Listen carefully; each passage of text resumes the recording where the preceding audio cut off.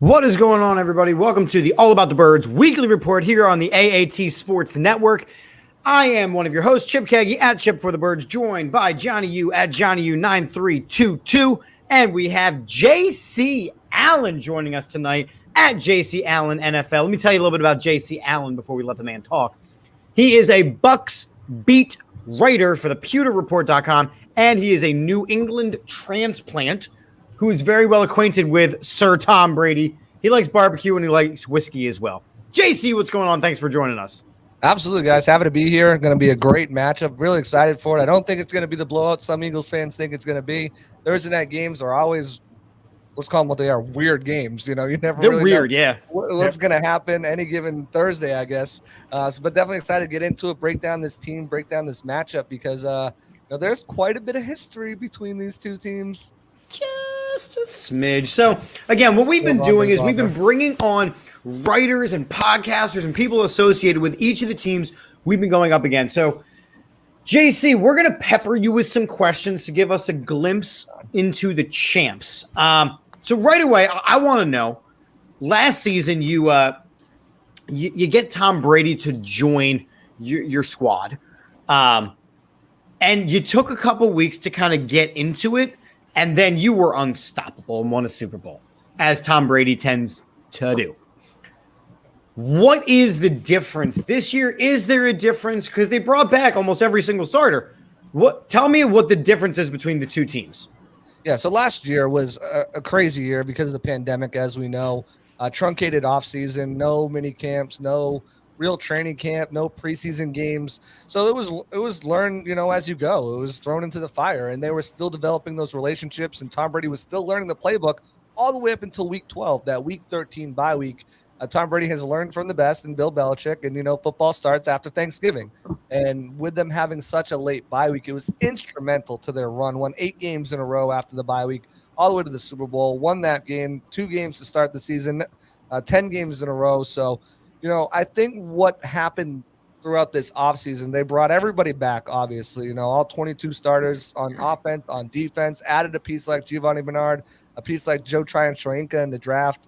And they had that time. They had that mini camp. They had that, Brady camp where he had a bunch of guys working out with him.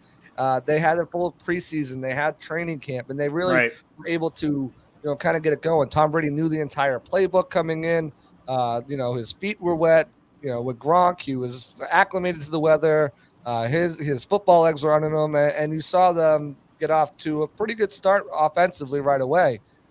So I think the difference is this year is just being on the same page with your wide receivers, being in the same page with Byron Leftwich, knowing the playbook, knowing each other, because a quarterback and an offensive coordinator's relationship is one of the most important relationships on the field, other than his wide receivers, who are actually catching the balls. You got to know what your quarterback wants. Right. You're going to call in certain situations. And I think that's now jumped to the level where Tom Brady is now 15 touchdowns, 2 interceptions, leads the entire league in passing yards. And I think that's big with Brady, but the one thing is injuries I want to talk to you about. And I know Brady has his little thing. I'm not going to worry about that, but the defensive side of the ball. How can you look at Devontae David, no Murphy Bunting, no Carlton Davis, Antoine Winfield's not playing this game. The secondary is pretty beat up. What's the take out there on the injury situation? Yeah, it's definitely, you have one position group that secondary hits so hard, it's tough to overcome. And they lost Jamel Dean too. He just returned last week, so he was out. So at one point in time, you were missing, 4 of your starters, and the only guy who was the starter out there that started the season was Jordan Whitehead for him. Missing all those guys has been a difficult transition. You bring a guy like Richard Sherman off the street, give him 3 days of practice, throw him out there up in the pouring rain, 60-degree weather in New England, and say, here, play 58 to 59 snaps on defense. You bring a guy like Pierre Desir off the street who was with the practice squad, promote him, and you say, here, play this. D. Delaney, who's never seen defensive snaps in the league, you say, here, you got to play now. Rashad Robinson, a guy off the street, bring him on the practice squad, elevate him and say, hey, we're going to need you if you need to. Ross Cockrell takes a big step in a guy who's been break glass in case of emergency. Mike Edwards never really started a game, and now he's starting, other than injury, now he's starting again because of injury. He he was an asset in week 2 playing that nickel position. So, yeah, you've got injuries all over that secondary. And, it comes to the coaching staff and putting them in the right positions to succeed. The problem with that, too, is they're kind of being exposed because teams can't run the ball against the Bucs. So if you can't run the ball, number one run defense, again, holding teams to less than I believe it's less than 45.8 yards a game. They have to pass the ball, which is putting extra scrutiny on these cornerbacks. And Jamel Dean came back. He struggled with one play, which ended up being a touchdown to Myles Gaskin on a post wheel route. And other than that, he got an interception, played well. Richard Sherman getting his legs back underneath him. Ross Cockrell played pretty well on Jalen Waddle. That was a big matchup to watch, and he handled him. So it's just mentality as a team.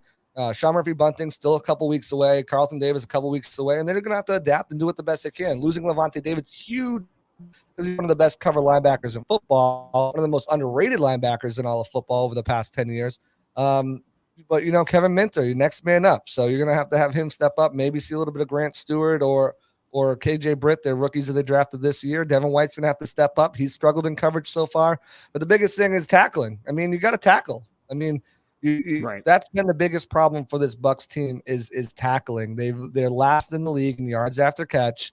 And part of the reason why that pass defense, not just injuries for the corners, is because they're not tackling. And you look at where the yards per attempt per catch, it's in the middle of the pack. I believe it's 7.3, 7.9. That might have changed since the Miami game, but they're not letting up passes down the field. They only have 5 passes down the field of 20 that or more, but they've let up over 20 plays of 20 yards down the field or more because of yards after catch and not being able to tackle. So that's something that that secondary definitely needs to work on. And I think it's interesting though. I say this. I think it's interesting that you mentioned the run game being something that you guys are so good at because you're not going to be able to show your strength this week. The Philadelphia Eagles do not run the football at all. They don't stop it either. What's that? They don't stop it either. No, we don't. I'm sorry, John. I just wanted to say that. No, the other thing is what he said was the yards after the catch because the Bucs and the Eagles are the 2 top teams in the league. I think they're 1-2 or they're top 3 in yards after catch. So, and that's something, the Eagles have, done really well this year. So that could be, work to their strength. But looking at the problem is you look at Tampa and you look at the secondary and you think, wow, we can pass on these guys. And, their secondary is, really beat up. The problem is the Eagles do that every week. It doesn't matter if there's, good secondary or not. It just seems like they just pass the ball and it's just, it hurts to see that. It hurts to see that Jalen Hurts, but you're not going to be able to run the ball on this defense. But the thing is, if you drop back and pass, their pass rush is so dangerous with Barrett and with JPP and Tryon. You have all these guys that can rush the passer. So, and they do like the blitz as well. I think they're the team that blitzes the most. Correct. And Eagles are the least blitz team. So there's the thing with that. Yeah, you can pass the ball because the secondary is not the best. But again, if they're getting home to the quarterback, it doesn't really matter who's in the secondary. Right. I think one thing that will help the Bucs this week is getting Jamel Dean back because there's a lot of speed. Devontae Smith, Jalen Reagor, whoever draws that matchup, Dean's not on.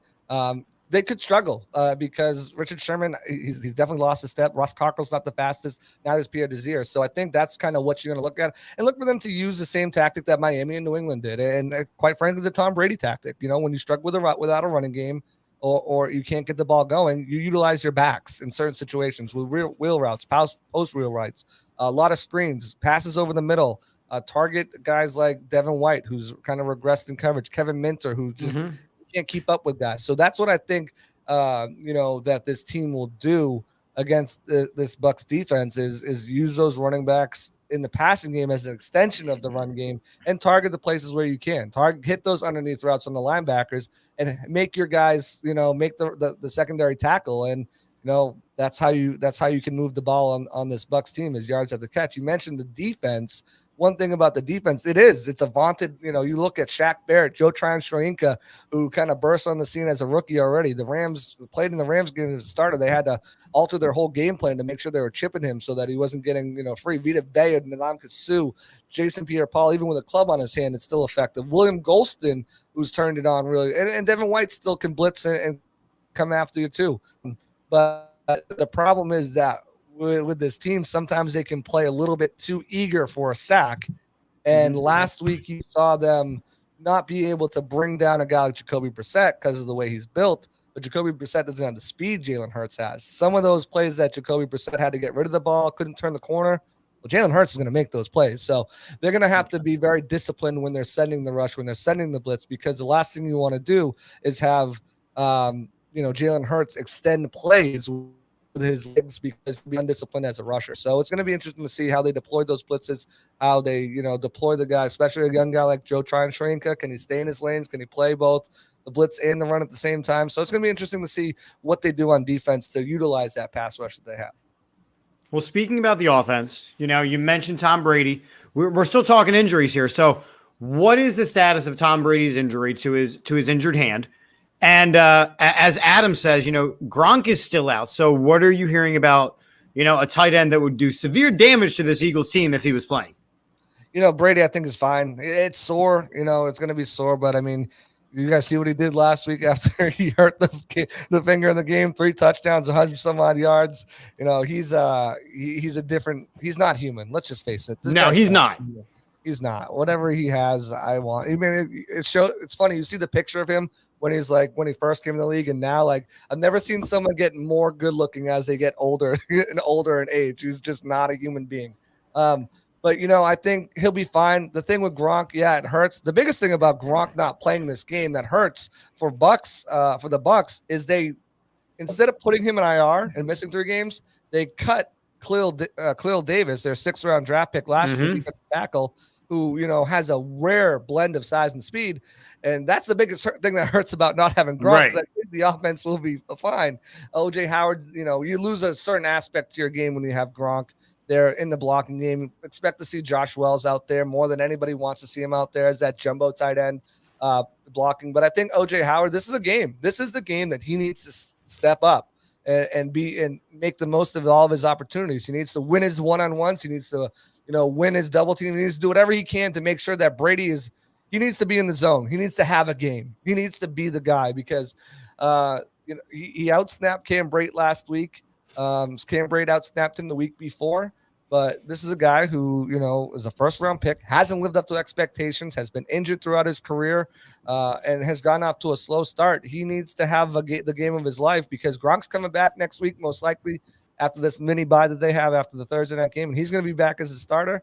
So, if OJ is going to go, I'm not confident he will, but if he's going to, it's got to be today. Tomorrow. It's got to be tomorrow that he's got the game of his life and that, he really takes advantage of it. A lot of Bucs fans are, they're really – OJ Howard needs to show out because, you drafted him high. When he came in the league, you thought he was going to be the next, prolific tight end, a weapon on the offensive side of the ball. And he has not lived up to it. And a big reason that, Cameron Brate and then, Gronkowski – he's kind of left in the wind, and there's been trade talk, I guess. But the feeling with him, and you hear with Bucs, Bucs Twitter and Bucs fans all over, is he hasn't lived to his potential, and it's frustrating because we have a plethora of guys that have not. Yeah, which one, Johnny, do you want to bring up? There's too many. There's too many to name, but I just feel like hopefully this isn't the game. Hopefully it's maybe the next week or something. I don't want to be against the Eagles, but. No, I can see the frustration on, you're talking about him and then just hoping he makes that next step. But what other players, I can say an X factor, you can go on the defensive side of the ball because the offensive side, they have so many X factors. You talk about all the receivers and all their weapons that they have. Who would you say be an X factor for this game for the Bucs? Well, I think you go to the receiving core. This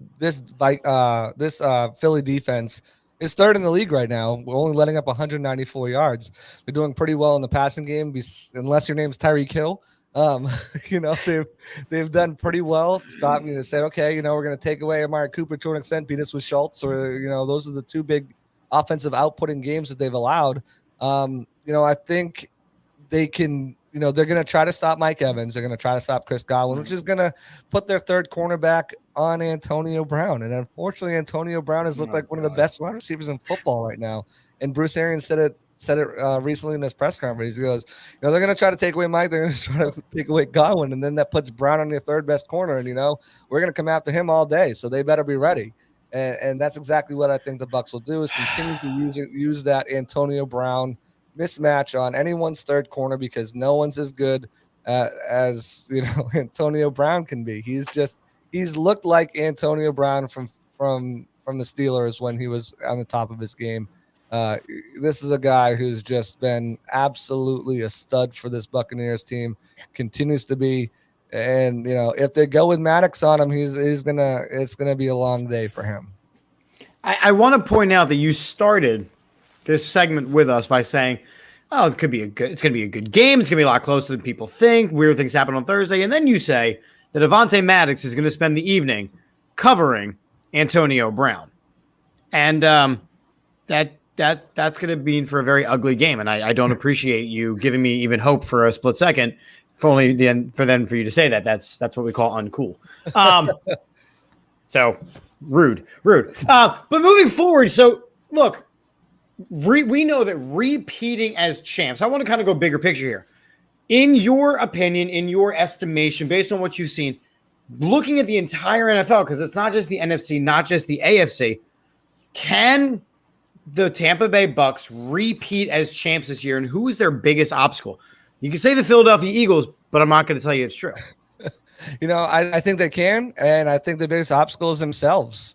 I think we've seen that throughout the season so far. Penalties have been really adding up for them. As a Philadelphia fan, you can relate to penalties really hurting your club.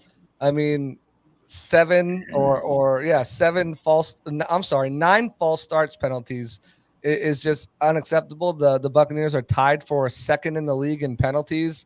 They're with 40. They're tied for, or they have third in the league in penalty yards. Mental mistakes and errors, playing out of position. Last week, Myles Gaskin scored a touchdown because Jamel Dean left his zone and his zone and zone coverage and put JPP up against Myles Gaskin. JPP with a club running a post wheel route. So I think they got to beat themselves. If you look at the NFC, I think the NFC West is probably one of the conferences that have, obviously great teams. But the problem with the NFC West is they have to play the NFC West. So, right. Beat up on each other. They're going to beat up on each other all year. And by the time they make it to playoffs, how healthy are they going to be? How banged up are they? Everyone's playing hurt and injured at that point, but these are some teams that really hate each other. So I think, that's going to be difficult for them. Looking at Green Bay, still same old problem. You got Devontae Adams, and who else is going to be the X factor there? Looking in your division, the Cowboys, turn it around. The defenses started playing a little bit better, but it's still the Cowboys. They seem to always do Cowboys things. Fitzmagic is gone, so Washington's out of the picture. Mm-hmm. Philly's got an opportunity to step up. Saquon Barkley and the Giants. So really, there's looking at the landscape of the NFC, it's definitely doable. I feel, especially with the schedule they have down the road. I mean, Bucs still have a very favorable schedule. With some really easy matchups. Nothing's easy, but easy matchups on paper. Down the road, they got the Jets. So, I mean, enough said.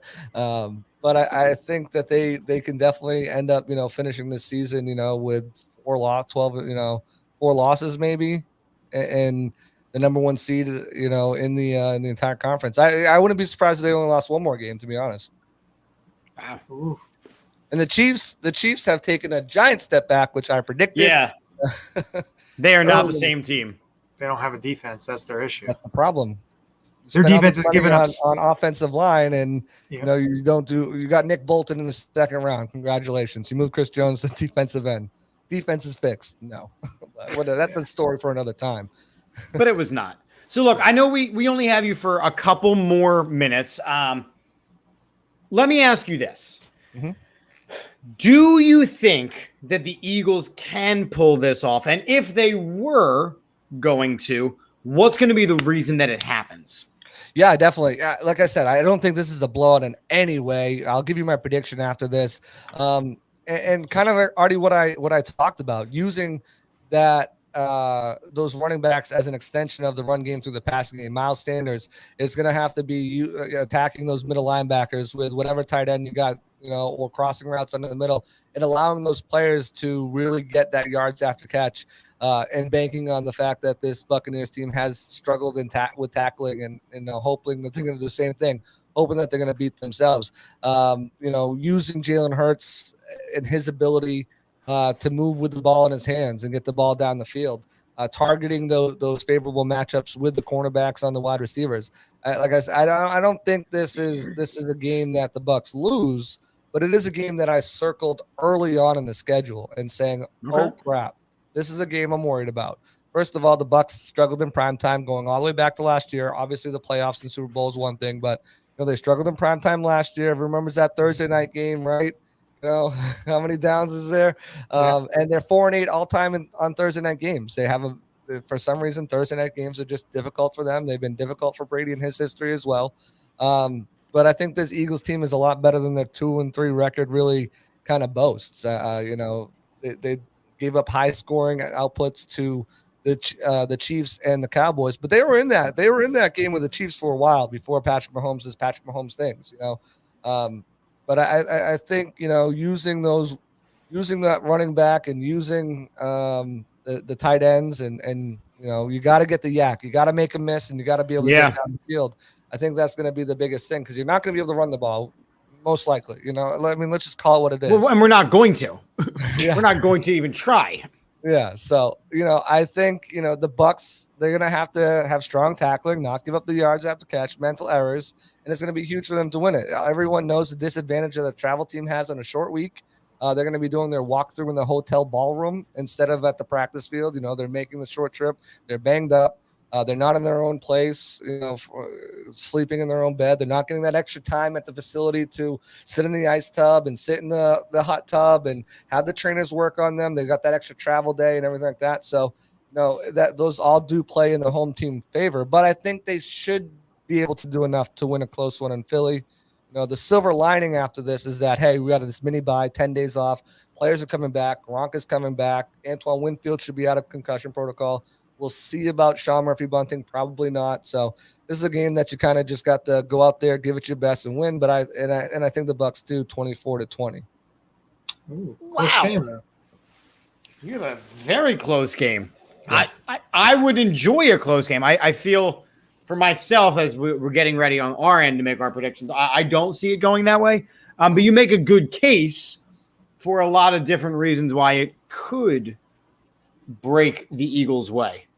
So I like that thinking. Johnny, do you want to explain? Yeah, well, that's true. That's true.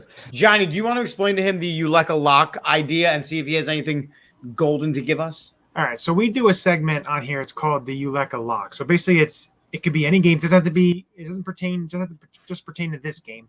It could be across the whole week slate. So you pick something that you think is definitely going to happen. It could be anything.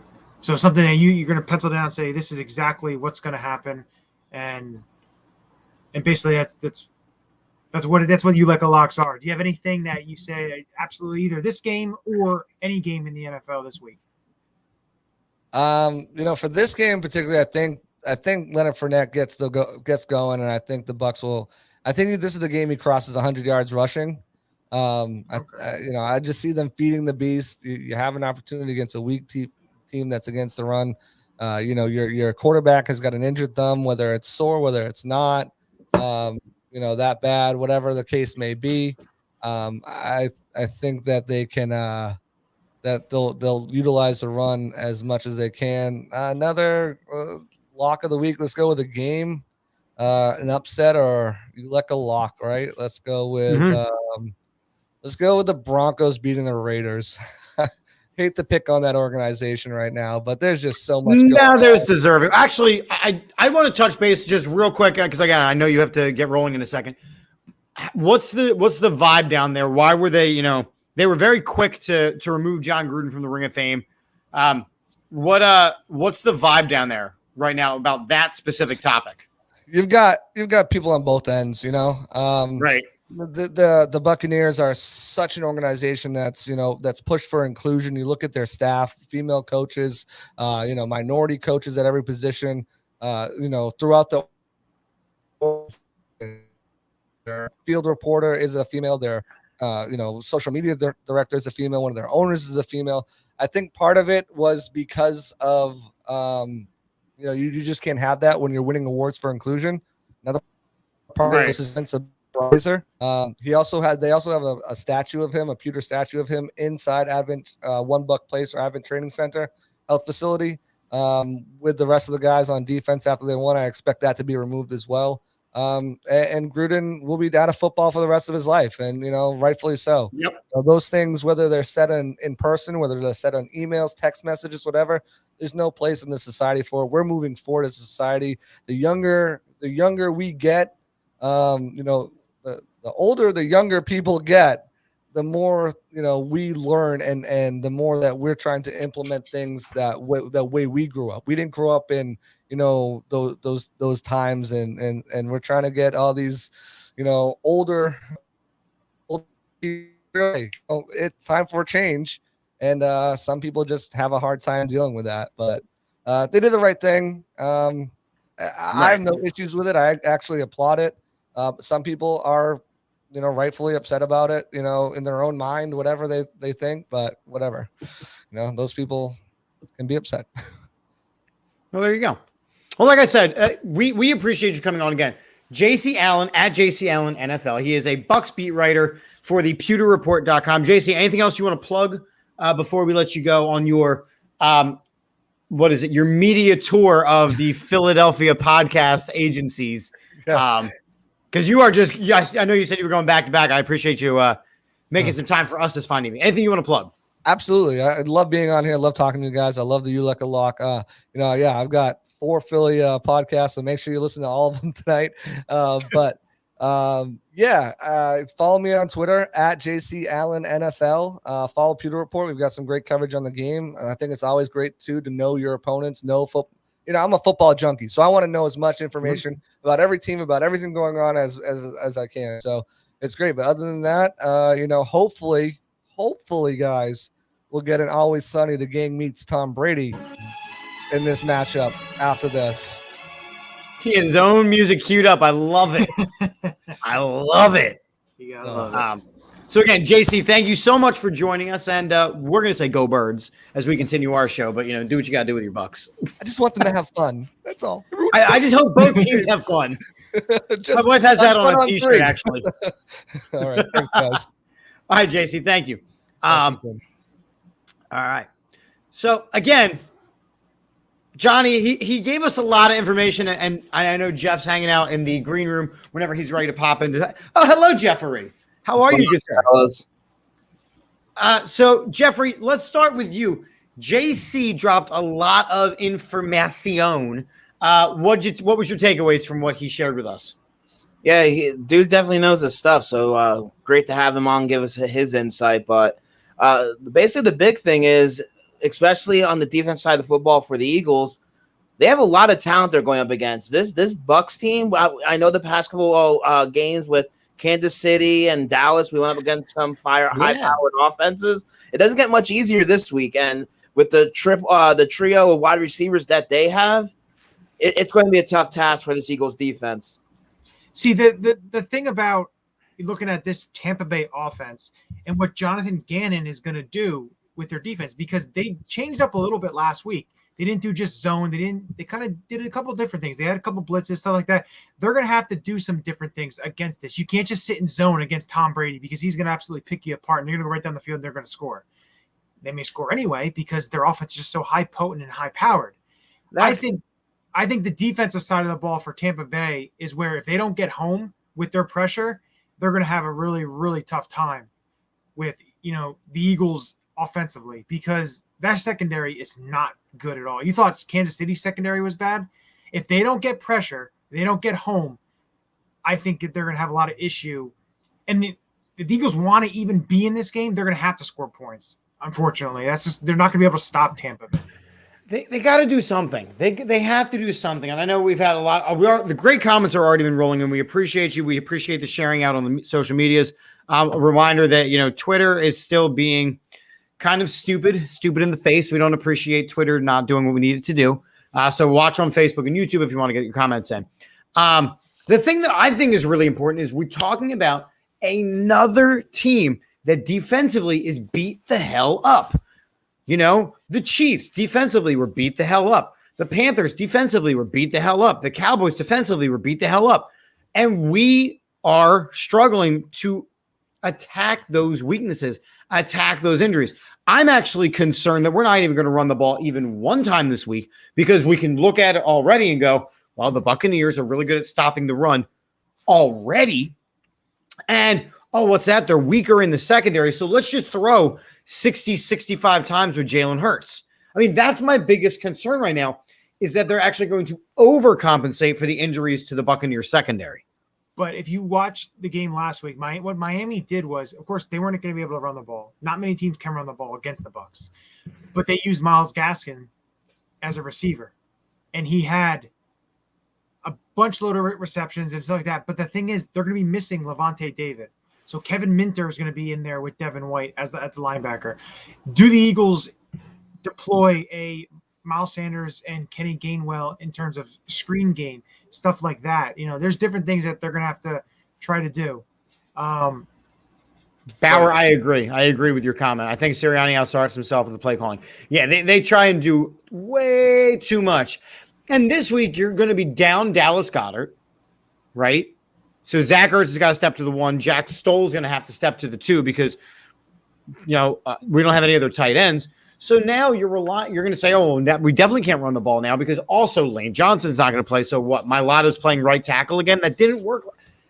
I'm finding myself very frustrated with the already we are smarter than everybody else in the room mentality that Sirianni seemingly brought with him. I don't think Mailata was absolutely terrible. Yeah, he missed the block, but it was on a silent count. It's different. And Trey Thomas mentioned it. It's different when you're on the opposite side and you're doing a silent count like that. So unfortunately, yeah, but he had some good moments. Andre Dillard is having very good moments on the left side. Dillard's been good. I'll be the first to say it. Dillard's been good. So my worry is it's not Mailata, it's not Dillard. My worry is Jack Driscoll having to play up against Vita Vea and Ndamukong Suh. Yeah, because he's an okay player, but the problem is he's not that big. And like a player like Nate Herbig, who's 325 pounds, or a Jack Driscoll who is 305, 310 pounds. In Vita Vea and Ndamukong Suh are massive defensive linemen who can get up the field. And you saw in week 1, Vita Vea took Dallas center Biadish and threw him all the way back into Prescott's lap. So the interior wise, in terms of the interior of your offensive line, is a little bit worrisome because of the mammoth size that Tampa Bay has. But the offensive line is going to be a focal point because that Tampa Bay pass rush is so potent. Jason, I think that very well may be possible because he is just not being allowed to touch the ball. Jeff, I know we talked about this on our post-game show. Do you see any type of change coming with the way that the play calling has been? Or is this what we are getting? A team that is just abandoned the run entirely, or they are selling us that fake bill of goods of the RPO is the run? I hope there's adjustments, but this might not be the game to really focus those adjustments on, especially the run game. I kind of feel that this game might be one of those games where it might get ugly early, depending on how our execution is, especially offensively. If we're kicking field goals or we get down big early like we did in that Dallas game, it's almost a guarantee that the run game is going to go out the window. So I wouldn't buy that for this week, maybe just because of the situation that they are in. I do see the Eagles, like John, you brought up, the defense side of football for the Buccaneers being banged up, and they are vulnerable. So I do expect us to be able to move the football. But once again, it's that red zone efficiency. If we can punch it in, I hope we commit to the run game, get Miles Sanders involved. Enough with the bubble screens every single play. Oh my God, it's so bad. Or just the screen game in general, because even that way you're becoming one-dimensional. Opposing defenses are spying it out. You're not going to be productive, and then you are putting yourself in second, third, and longs, which makes it even more difficult for a young quarterback to come out of. It blows my mind, like you said, that it's the running head first into a brick wall over and over again. And we've learned that you need some sort of balance. And they did the RPO thing the Super Bowl season, and then they kind of moved away from that. I mean, I want to call, and again, we're coming off of a week where we actually won, and all three of us predicted a win. All three of us predicted a win, which was, it was nice, guys. I felt the togetherness. Johnny, you didn't really get a chance to share your thoughts on the win. You weren't on the postgame. Talk about your week 5 reactions from what you saw. The defense played really well. 3 turnovers and a block punt, so technically 4 turnovers. They played really well. They kept the Eagles in that game because the offense was not 100% wasn't doing much of anything. But again, we've talked about it that finding ways to win. They found a way to win. Yeah, it may not have been a pretty way, but a win was not. In the NFL, a win is a win. And I saw a bunch of former players mention it and say it. They could care less, playing the ball. They care less how fans feel about a win or if they felt good. As a football player, you want to win the game, and you find a way to win. You win the game, and you get in that win column. I understand it wasn't pretty. They didn't blow a team out, but you played a good football team. Carolina is not a pushover. No. They are a good football team, but you were able to take advantage and turn them over, get pressure, which I thought that was the best sign was watching the defensive lineman other than Hargrave get pressure on the quarterback. And something that we've wanted to see or we hope to see. Ryan Kerrigan got a tackle. He finally got on the stat sheet, and that was surprising there. But Fletcher Cox, getting some pressure on the quarterback. Derek Barnett, I saw we had a comment earlier about Derek Barnett actually doing something. Positive, not negative, positive. Josh Sweat doing some stuff as well. They need to be able to do that, to be in games. But of course, it's the struggle part of it is watching the defense play well and the offense not play well, or watching the offense move the ball and the defense can't stop anybody.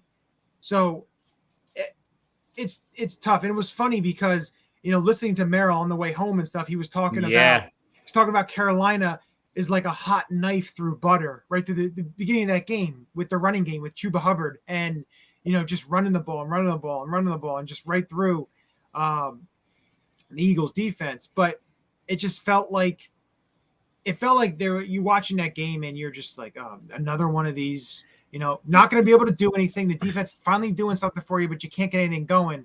And then at the end of the game, you're able to get 2 touchdowns and you're able to win the game. And then you're able to, luckily, they took Miles Sanders out because he didn't know how to drop inside. Oh, my God. And kept going out of bounds, able to close the game out and not give the ball back to Carolina.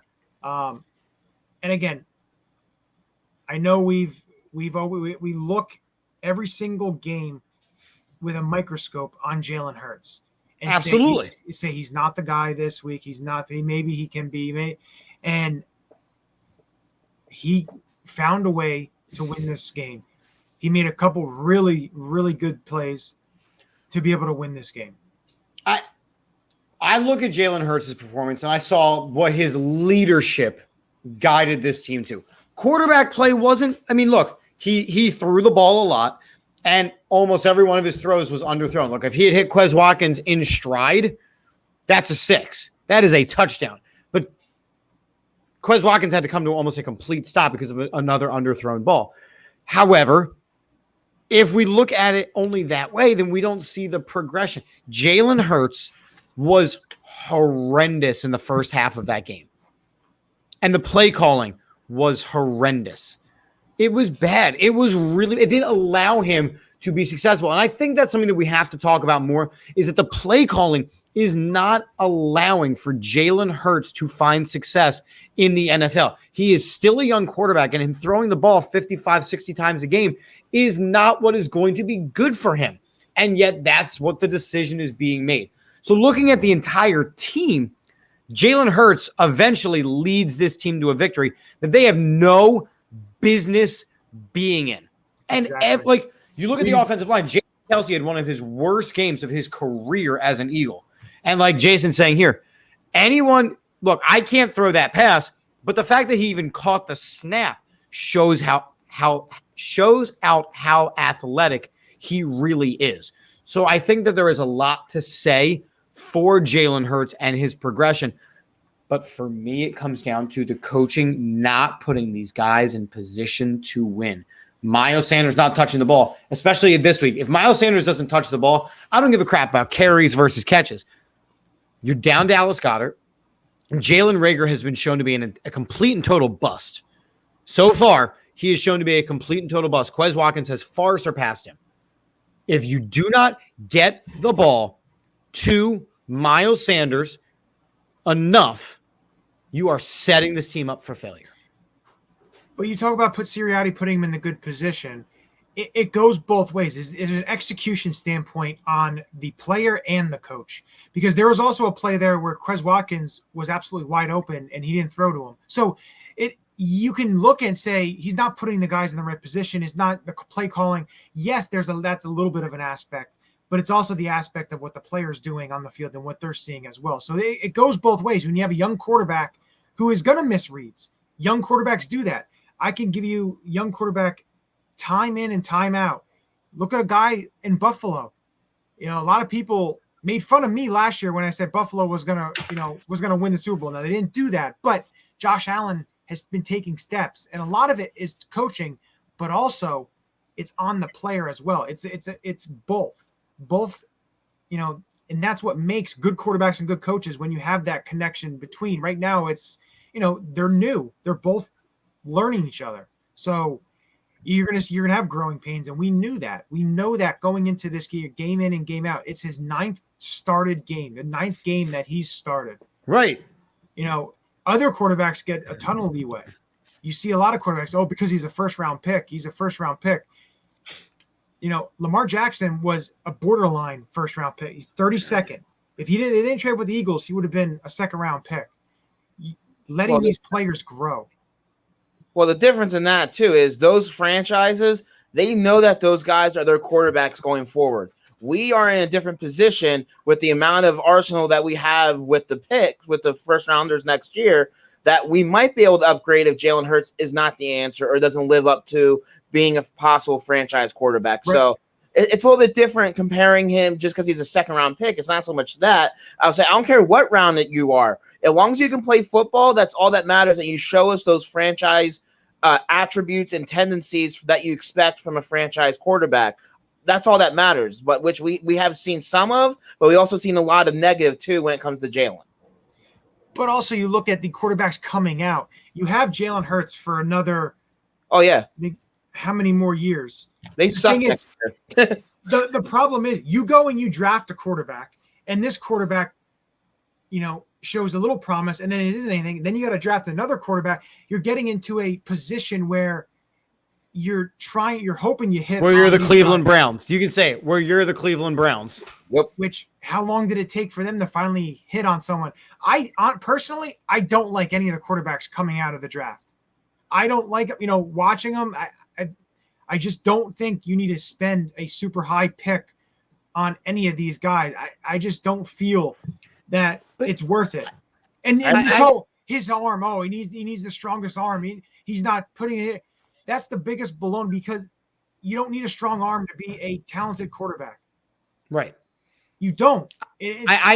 I hear what you're saying. I think that, we are really good at not getting ahead of ourselves. Look, we know what this season is for Jalen Hurts.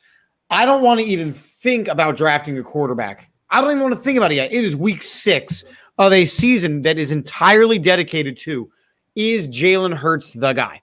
I don't want to even consider drafting any of these guys.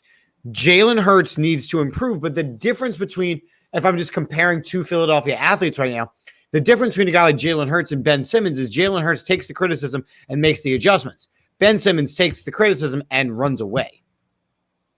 So I think that Jalen Hurts will continue to improve, will continue to get better. That's why, for me, I look long and hard at the coaching staff. And look, my wife got on me about this. I'm watching this game, and I'm watching the first half against the Panthers, and I go, this could, if it continues like this, be a one-and-done year for Sirianni. And then they come back and they win, and I'm like, all right, but it had nothing to do with Sirianni. It had to do with the fact that Jalen Hurts willed them there. I don't think they're going to get rid of Nick Sirianni after 1 year. I just don't.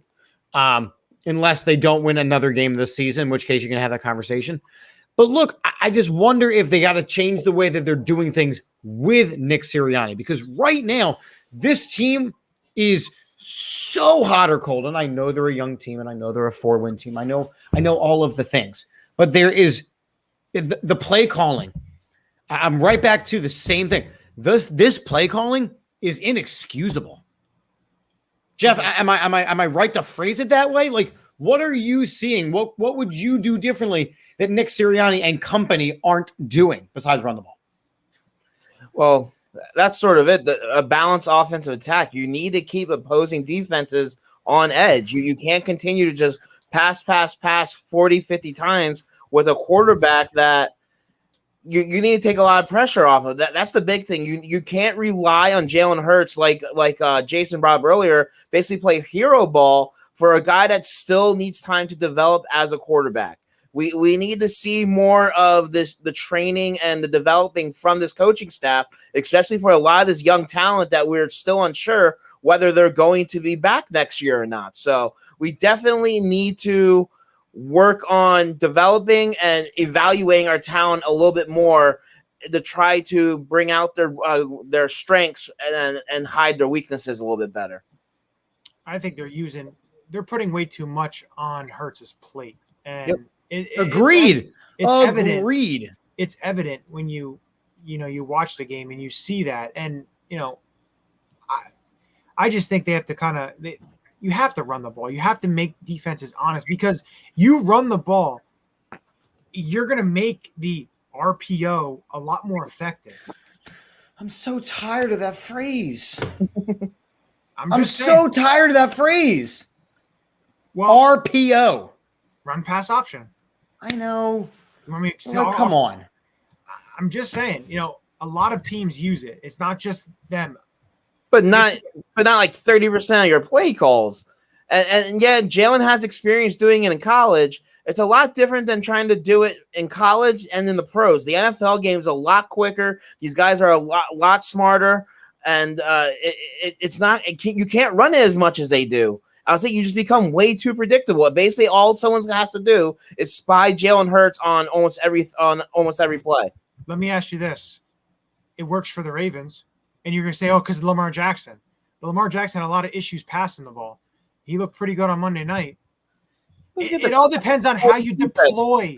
It's how you deploy the run-pass option. It's not just a basic. It's how you put the players in the positions, what Baltimore does. If you watch Baltimore's offense and how they put their players in the position, what the Eagles need to do is they need to run the ball, but they also need to use their running backs in other ways to make mismatches, which they're not doing. And the thing is, if they're able to do that, it's going to make Jalen Hurts so much more dangerous to be able to put Kenny Gainwell as a mismatch on a linebacker, or put Miles Sanders. And you're doing all these different things with the tight ends, using the middle of the field with your tight ends, with Zach Ertz and with Dallas Goedert, and to be able to go deep and keep defenses honest and go deep with Quez Watkins, because he has that deep speed.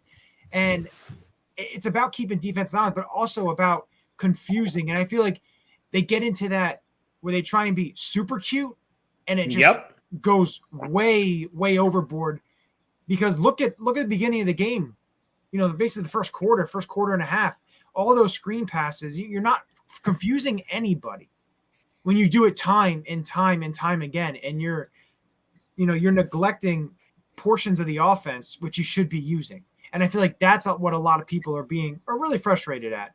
And and you can hear it, you can see it. The fans will boo, the fans will let you know, but well, the link will be empty on Sunday because they play on Thursday. Yep. No, I think that Jason makes a good point here, where we did talk about on our preview show how many running backs we had and for what. And it was funny because I was on my time hop today, right? So for those of you old heads who don't know out there listening or watching, time hop is a compilation of everything you've ever posted on all your social medias. And it's like, hey, 2 years ago, hey, 4 years ago, and it goes back through. Well, 1 year ago, Le'Veon Bell was a free agent, right? 1 year ago, Le'Veon Bell was a free agent. And I wrote an article basically saying the Eagles are not going to sign Le'Veon Bell. So everyone needs to shut up because we already have 6 running backs in our room. We don't run the ball. 1 year later, how many running backs do we have in our room? How often do we run the ball? And it's with a different head coach.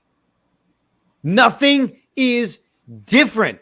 And as Adam's saying here, nothing is different.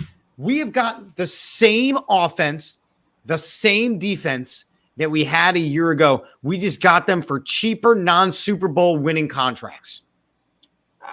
I wouldn't say it's the same defense. It is. It is. They're still playing 100 yards off the ball. They're still not blitzing. You just have some better players, right? Javon Hargrave is playing better. Darius Slay had his best game. Steven Nelson is a better corner than anybody they had. Anthony Harris was a better safety, in theory, than a lot of safeties they had. Eric Wilson was a better linebacker than a lot.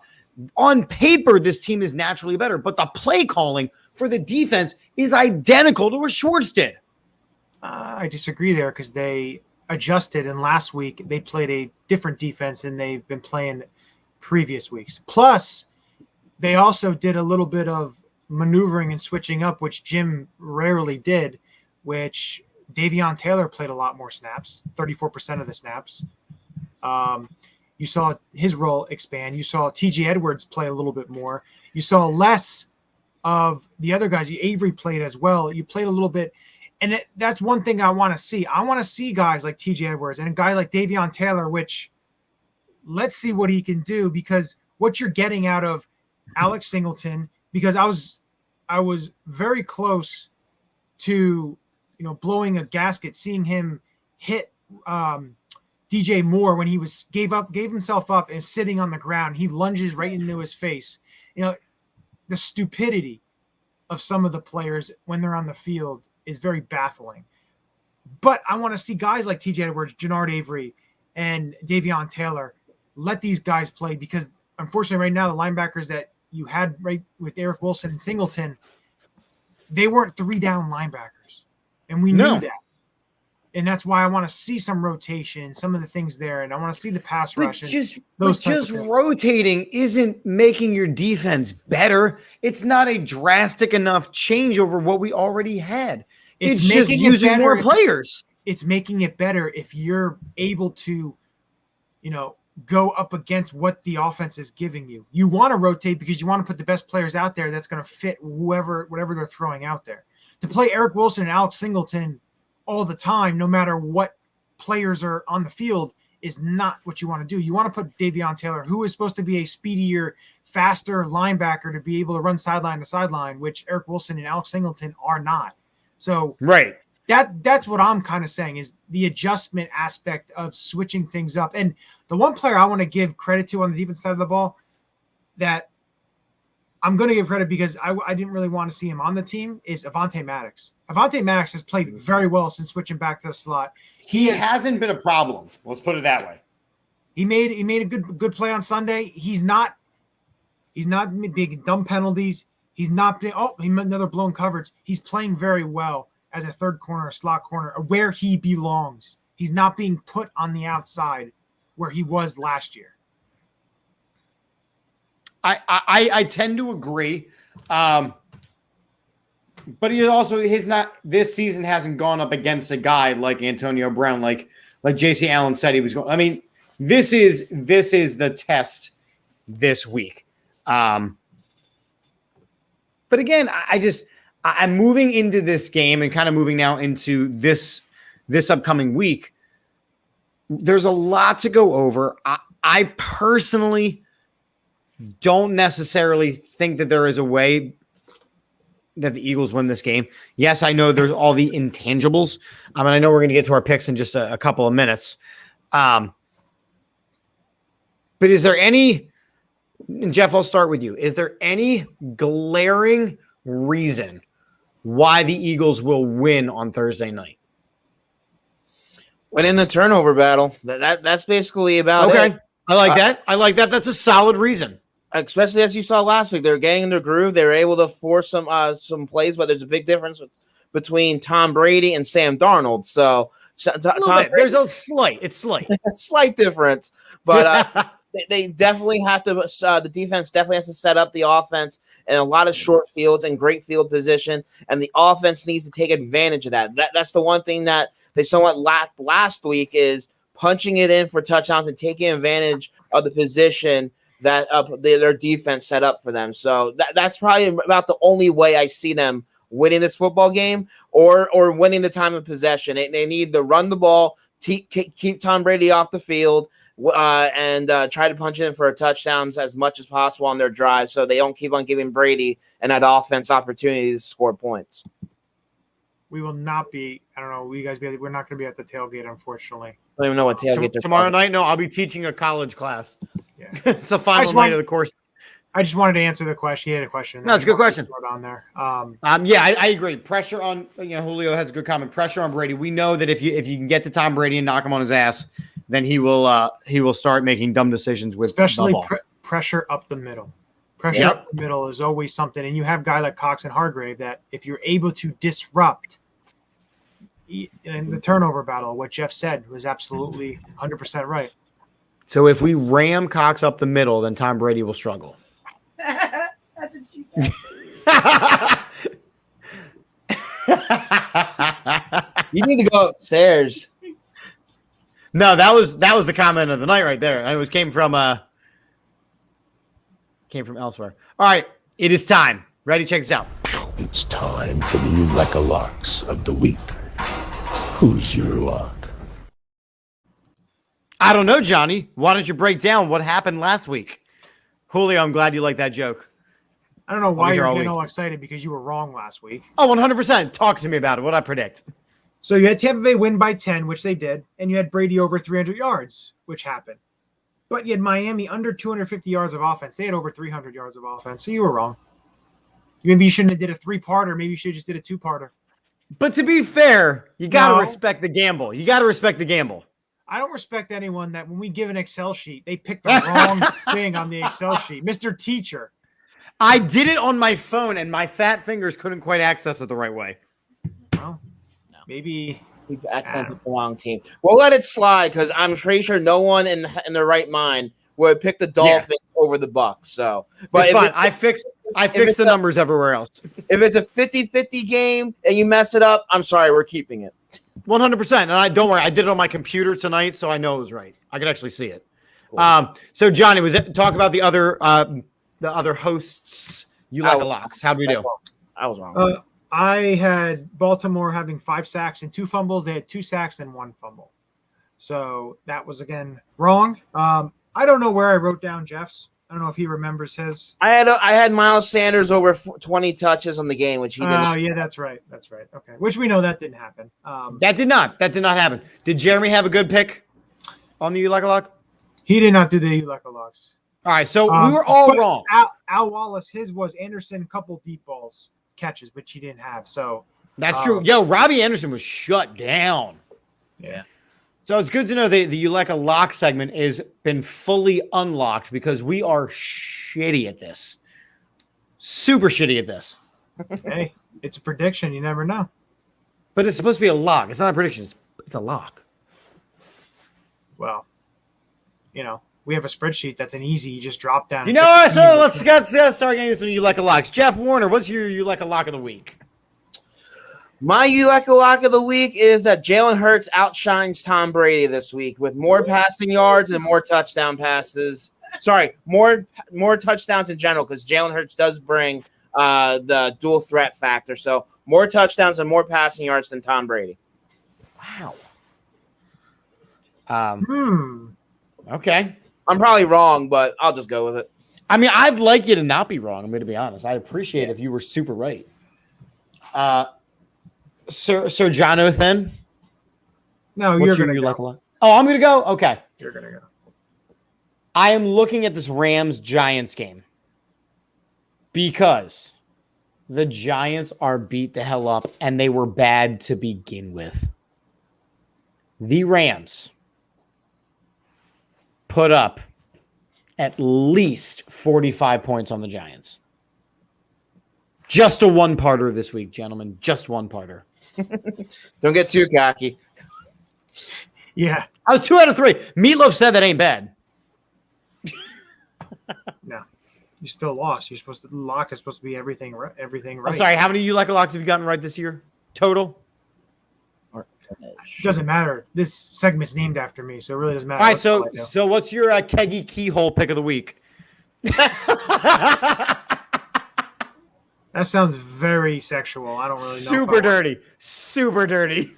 My lock of the week, I'm going to go with this game as well. I'm not going to, because I know I'm going to be wrong. So I'll go with this game and just get it over with. But I think Tom Brady is going to throw at least 2 interceptions. Ooh. Oh. Do you want to double down and say who they're going to be thrown to? No. No, I do not. Thanks for letting me play. And it's definitely a bold prediction because Tom Brady only has 2 interceptions all season so far. So, But on Thursday nights, he struggles. absolutely. So hopefully I'm right. The Eagles are also undefeated on 6-0 Thursday. the last 6-0 last 6 Thursday nights. I love looking at numbers. Those stats are pointless. The Eagles have played crappy teams on Thursday night pretty much almost all the time. So. It's mostly the Giants. It's been the last how many years? The Giants, they played Thanksgiving against the Cardinals the first year. They've been playing against some crappy teams. All right. So, But going it comes down to our predictions now. right. So, our game, we want to do our NFL predictions and then our game predictions. How do you want to do this? Because we're not at the West End this week. So, we actually have to do the whole shebang. Oh, we are. What do you mean NFL predictions? When do we do NFL predictions? We do. We don't, but we like to share our records, and I know I would like to share my record this week. We can share the records. All right, so I updated it so I have all the numbers right. Johnny was 13-3 last week, bringing him to 57-23 on the year, which is really good. Good job. I was 15-1 on the week with half of a typo, making me 54-26. The wife was also 15-1 last week, so I don't know what happened over here. Jeremy Bridges was 11-5. He's now 53-27, and Jeffrey at 13-3 is 50-30 on the year. Hey, I'm creeping up. So, our official predictions for this game. Johnny, I'm going to start with you. All right. So, of course, we know with Tampa Bay, we know their defensive back situation. We know the Eagles like to throw the ball. I like what Jeff said in his You Like a Lock, how Hurts is going to more passing yards and more touchdowns. He's going to have a good game. Tom Brady, like I said, I feel he's going to have a couple interceptions. But I think Tampa Bay wins 27-24. Okay, Jeffrey. I kind of agree it's going to be a close game. I feel this ain't the Tampa Bay Buccaneers that won the Super Bowl last season. They definitely, even without the injuries, have shown that they can be beat. There's some flaws on this team, especially on the defense side of the football. The fact that they have had struggled getting after the quarterback, even though we're banged up with our offensive line with the mobility of Jalen Hurts, I feel he can make some plays. And that they're trying to get in that groove with Quez Watkins and with Devontae Smith. I'm hoping they use Miles Sanders, but I just feel that Tom Brady is just too much to handle. And the fact that the Tampa Bay Buccaneers, even though they have flaws, they're the more deeper team. And I feel the fact that they are a deeper team and a more well-coached team is going to be the difference in this football game. I do have the Tampa Bay Buccaneers beating the Eagles 31-24. Okay. Good stuff. I think that offensively, the Bucs are they're gonna put up a ton of points because we've seen what happens with teams that are offensively heavy, what they do to Jonathan Gannon's defense. So I think that the Bucs are going to put up a lot of points. I do think the Eagles are going to have actually a pretty good point output as well, though, just simply due to the fact that there are so many injuries for Tampa Bay. I have the Bucs winning as well, 45-31. Very high scoring game, not a defensive matchup at all. And I know we have some other scores popping in left and right. Julio says 34-21 Philly. I think there was a couple other ones all throughout there. But again, I think that all the intangibles could lead to a victory. There you go. Jason saying 35-24. I think it could lead to a Philadelphia victory. I just don't think it will. And there's positivity. Adam saying 34-31 Eagles. So it all comes down to Jake Elliott's kicking foot. Hey, he had a nice long one on Sunday. So he did, and I actually forgot to include that into my grade book. So I think I do. Dave and I were talking. I think I do need to, correct a grade because I did not factor that in for the special teams category. And Mike Bauer, Bucs 30, Birds 24. So apparently I am just the only one who really thinks the Eagles are going to get their tails kicked in. And I can live with it. And on that note, let's talk about our wonderful sponsors. So first off, thanks to JC Allen for joining us from the Pewter Report down in Tampa Bay. We appreciate him. He did a great segment. So if you came in late, you want to listen back to the first half of the show where he broke down some Tampa Bay related things, both little picture and big picture. We are sponsored by oddsjam.com. Use their arbitrage calculator to not lose money. We are sponsored by Statement Games, a fun free twist on fantasy sports. We are sponsored by La Terrain Luxury Watches. Use the code AATBIRDS at checkout for 10% off. We, of course, have the AAT Sports Network shop, where we have all kinds of fantastic, wonderful, amazing, stupendous designs. So make sure you are purchasing and supporting. And with that, I am going to be dropping one probably tomorrow. So keep an eye out. I have a new design I thought about. So it'll be dropped tomorrow. A new sponsor. Johnny, would you like to talk a little bit about funkbrewing.com? So I talked to them. I sat down with them. They gave me a couple things to try. And one was called Fly. So it is a Eagles beer, I guess you could say. You can find it at funkbrewing.com. They canned them today. I saw their post. They canned them today. So a well-executed game plan of Citra and Centennial hop additions provide maximum tropical and citrus juiciness. No trick plays or lactose required. 7.2%. It's a double IPA. So, but you can find it online at funkbrewing.com. They do deliver, so you can order it and you can receive your 4-pack of Fly. There you go. Funkbrewing.com. Just like the Eagles, nothing to do with runs. Okay. And finally, manscaped.com. Use the code AATBIRDS at checkout for 20% off and free shipping. Your balls will thank you. And we'll be dropping our brand new October Spooky Dookie commercial. Spooky Dookie. That was terrible. Spooky commercial in just a couple of seconds. Gentlemen, it's been real. It's been fun. Now, are we doing a post game? I know we were talking about this a little bit. I know it's going to be very late tomorrow night. So are we planning on doing a post game as I go over the list of shows for the week? If the Eagles win, maybe. If not, we'll worry about next week. Sounds like a plan to me. So look for that Birds victory to talk to the All About the Birds team. And then our usual run of things. Are the Across the Pitch gentlemen doing a show tomorrow with the Eagles game on? No. They're doing there is no Across the Pitch tomorrow. They're doing it Saturday. They are doing it Saturday. So Friday night, we have Birds, Beers, and BS. Saturday, we have Across the Pitch. Monday will be Chips and Dish. And then Tuesday is Burning Bridges. And then Wednesday, we are right back here to preview the Raiders. Gentlemen, it's been lovely. As we end every show here on the All About the Birds Network, we end it with a very positive and happy Go Birds. Birds! Here's a commercial about your Halloweeny. Do you know what's spookier than seeing a black cat on Halloween? It's shaving your balls with anything other than Manscaped. When it comes to below-the-waist grooming, there's no need to carve your pumpkins this Halloween because Manscaped is here to upgrade your grooming experience. Go from a bite-sized candy bar to a king-size candy bar and join the 2 million men worldwide by going to manscaped.com for 20% off and free shipping with the code AATBIRDS. Have you ever tried to trim your balls and it turned into a Freddy Krueger film? Well, luckily, Manscaped is here to save the day and make sure you're smelling fresh with their new refined body wash.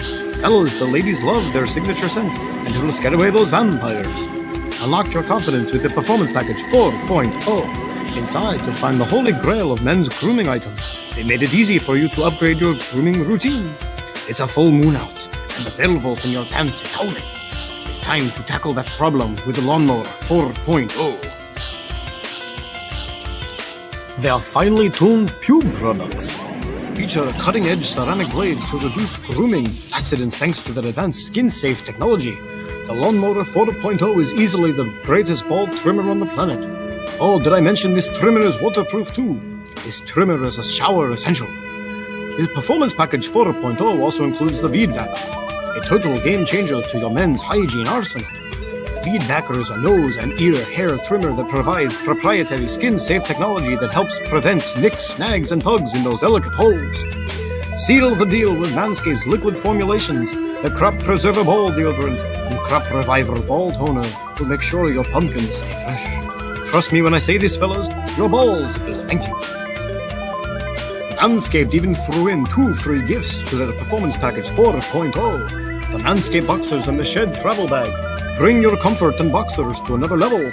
If you're looking like Wolverine and haven't cut your nails recently, be sure to check into the Shears 2.0 Nail Kit. They have a bunch of other life-changing products on their website, so be sure to check it out. Get 20% off and free shipping with the code AATBIRDS at manscaped.com. That's 20% off and free shipping with the code AATBIRDS at manscaped.com. Say trick or treat to your beautiful new Halloweeny. Manscaped.